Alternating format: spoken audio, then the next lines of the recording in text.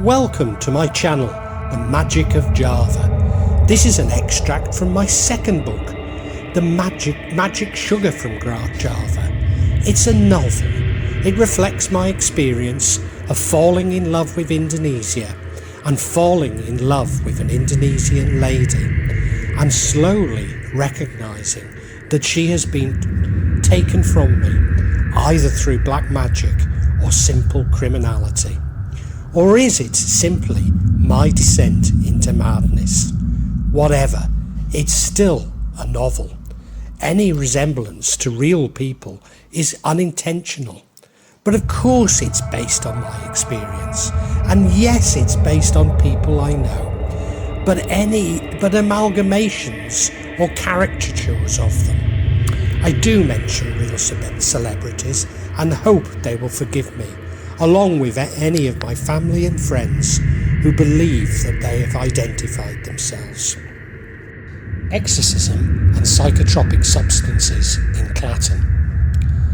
There was a sense of intense relief at arriving at our home in Gunung Kidul. Titi and I were exhausted and needed some respite from attending to Maddie.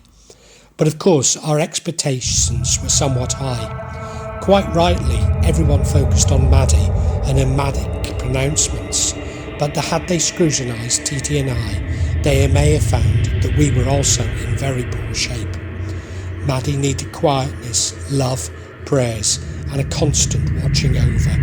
What she got was a procession of well-meaning relatives and neighbours, all with their own interpretation of what was happening and prescriptions regarding what needed to be done. Concerned not to lose face, Indonesians would never state they were baffled by Maddie's behaviour and had no idea what to do, despite this being the actuality. So many people stimulating Maddie's overactive brain didn't help, but she seemed relieved to be in Gunung Kidul and away from Ustad's constant pressing about money. I was most concerned that Maddie had become an ecstatic raver. She wasn't sleeping and seemed to be repeating a rhythm and hand movements. I assumed this was the purpose of Ustad from Puja's video, to rid Maddie of this particular rhythm and establish a more benign one in her mind. If only we could get her to sleep naturally, I felt she could begin to recover. She needed a chill out.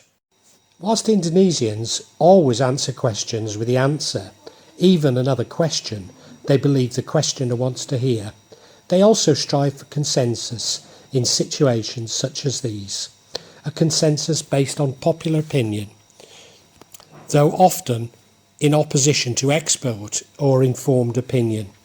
The mechanism for achieving this consensus is a meeting in which all get an opportunity to convince the person who acts as sultan, cheering and judging at the same time. This is inevitably the eldest male, although status increases a person's nominal age. Confusing though this may seem, it'll be known to everyone before this meeting starts, simply by following how everyone addresses each other. So in the case of our family, this role falls on the head of the family, the Duke and brother, and the least appropriate family member to chair anything, and especially matters involving black magic. Each family member presented their opinion with force and conviction, just as every Ustad, Dukan and casual observer had theirs when told about their problems. So that is the reason why there is never any debate or conjecture. Decisions are taken as if in a court, not a debating chamber. A consensus seemed to be taking shape that Maddie was indeed much loved and special, and that she needed the best possible care. Implied in this consensus was that as her loving husband, if I really loved Maddie, I should pay for the best possible care, as nobody else could afford it, nor would it enter their heads to help a bully out financially.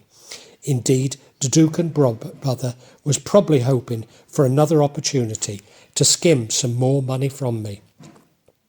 I opened my case by explaining that my son suffered from almost identical problems and that the only cure was love, prayer, and above all, time. For now we should forget about black magic, as our search for a solution had made such things worse for us. Yes, Western medicine could provide a chemical kosh to make Maddie seem less manic, but inside her head she would still be as troubled. The medicine would simply help us to cope with the tragedy. I reminded them that I had followed and paid for each of Maddie's whims over the last year, despite feeling that she was always panicking and not really thinking anything through. Every Dukan and Ustad we had consulted had been showered with gifts and money by Maddie, just as money had showered our adversaries with money and gifts. The $40,000 I had spent to date had actually made things much worse for Maddie. Now was the time for patience and not panic. In any case, Maddie's generosity meant that my money had nearly run out, and I could simply not afford to carry on as we had. There was a general nodding of heads. You see, the entire family agrees that Maddie is much too generous with other family members, non-family members, anyone she meets, and that she needs to save her money and give more to them. I was doing well, but could not resist reminding how each had gained from mine and Maddie's generosity, draining me of my imagined limitless wealth. The meeting ended with me carrying the day, at least for now, as every other plan involved me spending considerable amounts of money that I just said I no longer have. Although being Javanese, one can never tell if they were simply agreeing with me and going to continue with their plans, regardless, including me paying for them. I may have won the day, but what mattered was Maddie and finding a way to bring her down from her ecstasy nightmare. Not that Maddie would ever take drugs, although paradoxically a friend had once spiked her drink with ecstasy. I was in Manchester and received a manic phone call from Maddie. She had no idea what was happening, but was beginning to behave as she was now. My prescription of love and patience appeared to be working, but each night she failed to sleep, moving in a trance from room to room, throwing on all the lights, involuntarily moving her hands and repeating the simple rhythm. It was as though she was looking for Frankie Knuckles DJing in one of the rooms of our small house. This reminded me of when I came across house music in a smart bar in Chicago in the early 1980s, and then 10 years later, wandering past the hacienda, I heard Frankie playing and had to go in. You see, I had long held the conviction that drugs could enhance the enjoyment of music, but Frankie showed me how the obverse was also true. The next morning I went down to the village to buy some sleeping tablets, but at the same time gain access to the internet on my phone, as the signal is stronger. Ustad was pressing me to go to the psychiatrist. I repeated my concern about Maddie being overtaken by spirits and killed whilst comatose, but he promised to take care of her and insisted that Maddie also needed Western medicine. Once again I was perplexed by this, as I had been on Pa Angabaya's insistence on a medical checkup when Maddie first started to experience physical ailments. During a 10-hour journey, I had convinced myself that Budde's hard Penang love was just what Maddie needed, and it was, but I admitted to consider Budde's ability to panic, which was the opposite to what Maddie required. Nevertheless, when I returned home and Budde demanded that we go immediately to the hospital, it was not entirely unwelcome. Pahaji's son picked us up and we headed in the direction of Klaten. I assumed for Jogja, as this was a route he often took in preference to going through Wunasari. I was therefore relieved when we pulled up at a small Muslim hospital just outside Klaten. They were just about to engage us in the bureaucratic game that is played when arriving at a hospital in Indonesia, when Maddie began shouting at the administrators in ancient Javanese. I was even more relieved when they explained that Maddie did indeed have an infection and a fever, and this was responsible for her behaviour. They were unable to help us, but recommended a larger hospital in the centre of Klaten. It did not take long to reach the larger hospital, and once again we were rushed through as nearer Gunung Kidul began cursing all the staff and other patients in ancient Javanese, sending big biblical plagues to them, the entire Solo dynasty and Nera Blorong. However, I did have time to express my relief to a few family members that were online that Maddie was simply had an infection. My relief was soon dashed at this hospital when the psychiatrist reminded me that Maddie was hallucinating and manic, but she would check for any additional infection. The psychiatrist said that Maddie needed admitting, where she would be diagnosed and looked after. I explained to the psychiatrist that I did not have the money for long-term inpatient care, but somehow I don't think that she was what she was recommended anyway. She did, however, ask us for our social medical cards, which entitles everyone in Indonesia to free healthcare, but rarely without paying bribes higher than the actual cost of private care. So Maddie had never reminded Paerte to issue a card to us, and he never offered us one, despite it being the law that we should have one. Was this also a part of his devious contrivance for us? The medicines that Maddie was given put her in a coma, which completely stopped her manic behaviour, but concerned me about what we would discover when she woke up, or if she woke up. I think Titi and Budde went to eat when Maddie was finally admitted to a room on the other side of the hospital, as they had some trouble finding us. Despite my prejudice about healthcare in Indonesia, the hospital was comparable to one in the UK, as were the rooms. Maybe there was a little less preoccupation with cleanliness, but somehow I suspect that there are fewer superbugs. The big difference is that a limited number of relatives actually stay with a patient, sleeping on the hospital floor, providing basic nursing care to the patient. A system which seems strange to a Westerner, but actually appeared to work extremely well, especially in rural areas where the cost of taxis would make regular visiting impractical. This allowed Budde, Titi and I to stay, but I think only one is normal, with there being many family members of other patients camped in the restaurant and every waiting room. Having said that the hospital was very good, sometime later I visited a small Muhammadiyah hospital in Ardesa, which was very basic indeed. So I began what became four days and nights of looking after Maddie in a coma, sleeping on the floor, going to the nearby warungs for food, coffee and more emergency clothing, including a sarong to cover my shorts in the masjids, which being very British, I only ever wear on the beach or when I am at our mounting home. Sleeping on the floor for 4 nights was difficult for a Brit approaching 60, despite always sitting in the back seat of cars. But I actually enjoyed eating at the warungs and going for regular coffee and cigarettes. I made many friends at the hospital, even selling some of my agate rings to stallholders. A number of people managed to console me and remind me that not all Indonesians are evil and hate foreigners. As a foreigner, it is difficult, if not impossible, to access which Indonesians want to kill you and which are benign. Nevertheless, in my experience, the more smiling and friendly an Indonesian, the more likely they are to be plotting to kill you. The room was large enough for 2 patients, so when after a day another patient moved in, I was a little upset at the loss of freedom and floor space for sleeping.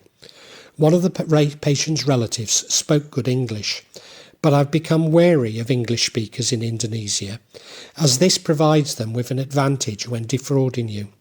So when these relatives mentioned another Ustad, I was less than enthusiastic. We already had the Ustad from Puja, and the last thing I wanted was another person helping us. But Budde and Mas Pradipta, who was visiting at the time, jumped at the idea. It turned out that the lady was an English teacher and was only trying to help, but of course I was already on my guard. The Klaten Ustad was young and much more earnest than Ustad from Puja, who I mentioned to him, showing him a video that we were sent, but he seemed dismissive of Ustad from Puja, maybe even blaming him for Maddie's problems. He too worked with determination and precision, using Sidra and repeating Ayat al-Kursi to Maddie as he went about his ruqya. God, there is no deity but him, the alive, the eternal. Neither slumber nor sleep overtaketh him. Unto him belongeth whatsoever is in heaven and whatsoever is in earth. Who is he that intercedeth with him, save by his leave? He knoweth that which is in front of them, and that which is behind them, while they encompass nothing of his knowledge, save that he wills. His throne includeth the heavens and the earth, no fatigue in guarding and preserving them, for he is the Most High, the Supreme in the glory. Al-Quran 2:255, or Ayat al-Kursi. To my utter amazement, Maddie woke up. And if not the Maddie I knew and loved, she appeared well and far from manic. I pressed a small amount of money in Ustad's hand and told him that he must be a pure man to be able to do this. He said that he would return that evening, but in the meantime I was to keep Maddie awake for as long as possible. At first I was able to talk sensibly to Maddie, but as tiredness began to take over us both, I resorted to Chinese Ching, round and round the garden, and this little piggy. Almost certainly haram, but these were desperate times, before finally launching into making farting noises on her stomach, which she had enough energy to tell me she didn't like. Having kept watch on a comatose Maddie for 3 days, this reaction was met with unbelievable joy and hope. Maddie's window faced a masjid, which I was praying at 5 times a day.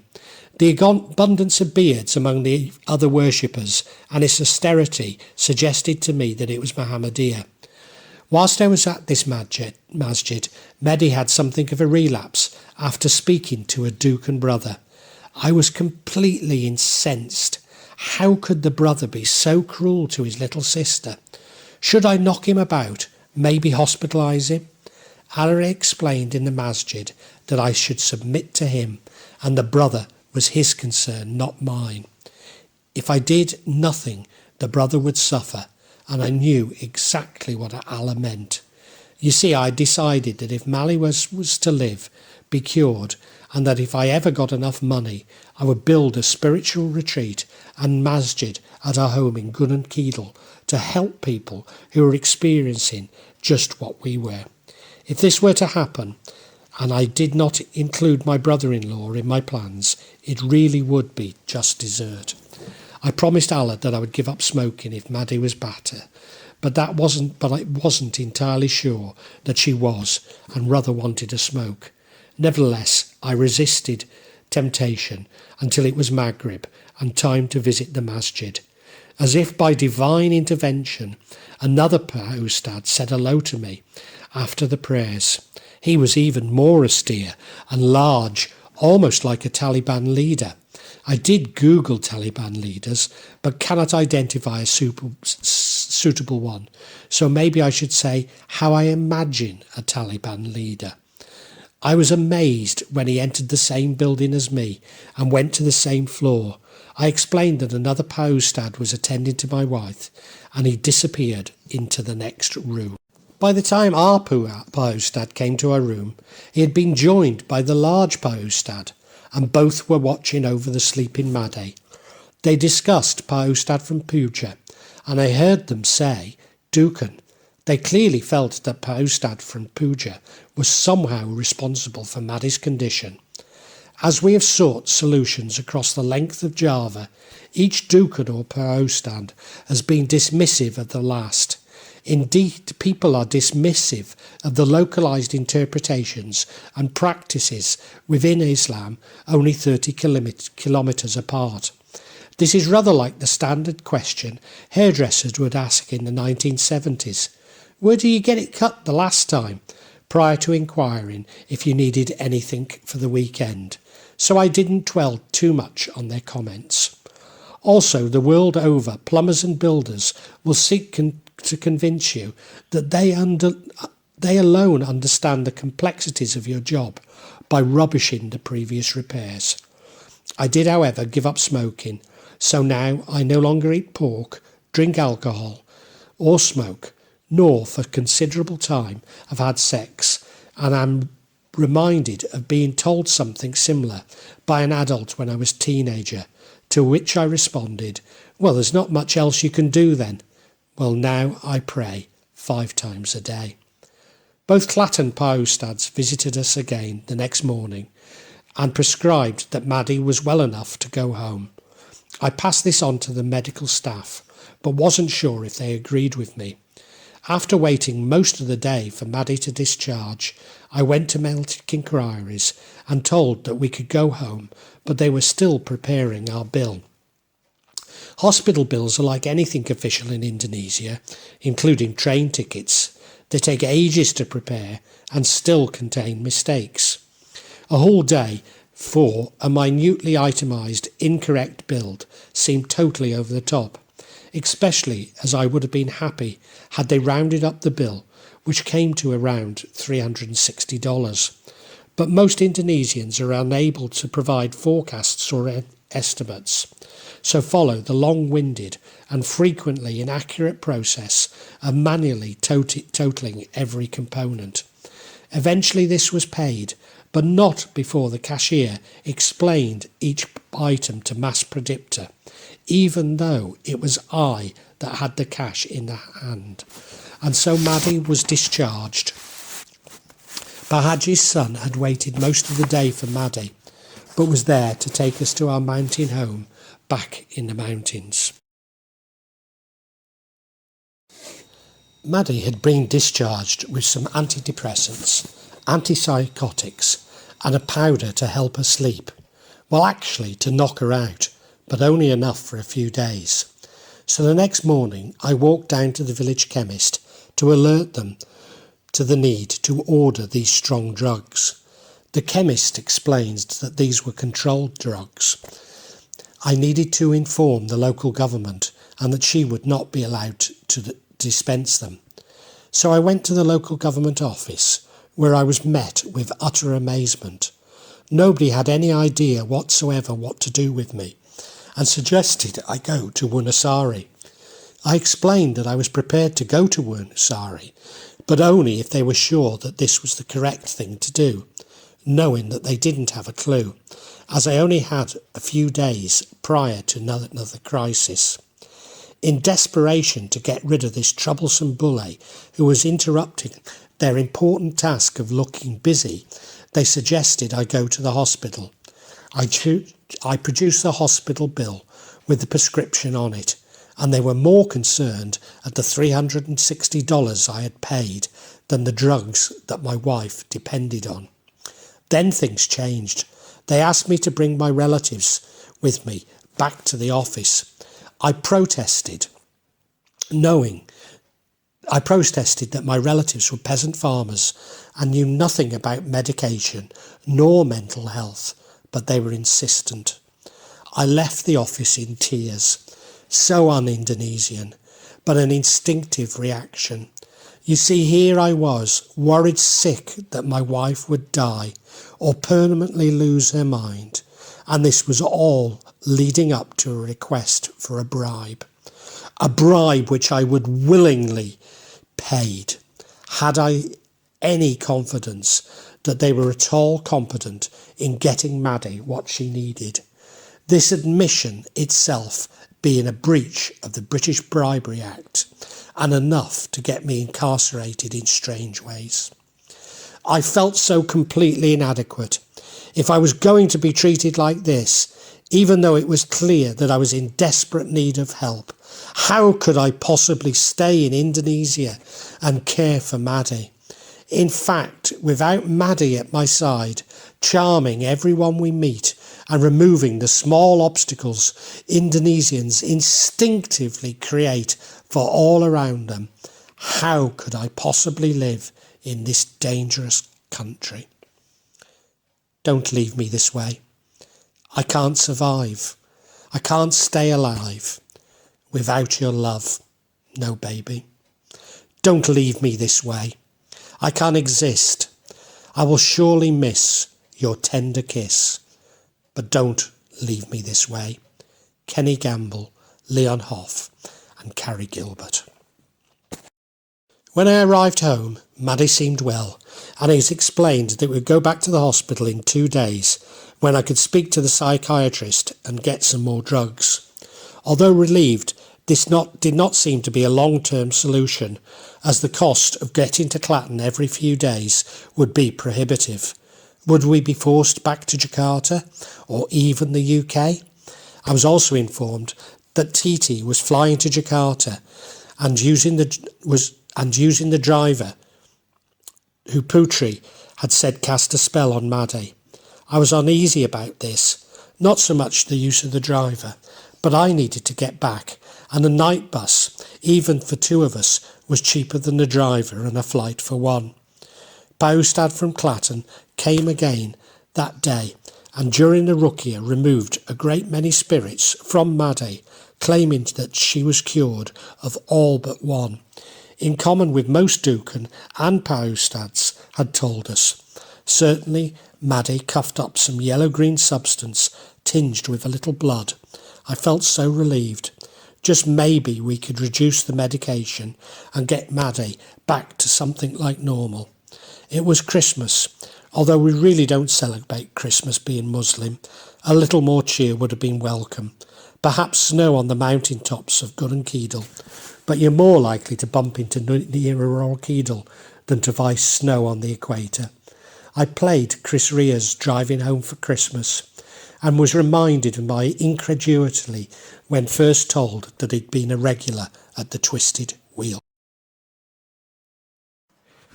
Well, that concludes this chapter from the Magic Sugar of Java. I do hope you liked it. I'm going to attempt to add another chapter every week. In order for you to be notified about it, please subscribe and hit the bell. In fact, I need subscribers and listeners to reach monetization. And I do want feedback, but I also want to stay true to my experiences. I really want to keep things real. So therefore, I don't want to alter the format too much. But above all, thank you for listening. Thank you so much.